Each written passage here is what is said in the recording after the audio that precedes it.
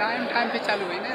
अच्छा भाई ये जो जनरल टिकट होता है જો આવી જ રીતે તમારે લાઇનમાં ના ઊભું રહેવું હોય તો તમે જનરલ ટિકિટ અને પ્લેટફોર્મ ટિકિટ યુટીએસ મોબાઈલ એપ્લિકેશનના માધ્યમથી તમે ઓનલાઈન બુક કરી શકો છો.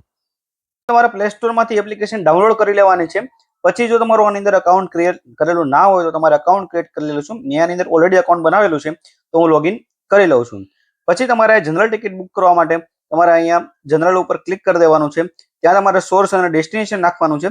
પછી બધી તમારે ટિકિટ રિલેટેડ માહિતી ભરી દેવાની છે. કેટલી તમારે ટિકિટ જોવે છે, કયા કયા ટાઈપની સુપરફાસ્ટની જોવે છે કે મેલની જોવે છે, એ બધી માહિતી તમારે એન્ટર કરી દેવાની છે. પછી લાસ્ટમાં તમારે પેમેન્ટ ગેટવે આવી જશે. એમાં તમારે અનુકૂળ જે તમને ક્રેડિટ કાર્ડ, ડેબિટ કાર્ડ કે યુપીઆઈ થી પેમેન્ટ કરવું હોય એ તમે પેમેન્ટ કરી શકો છો.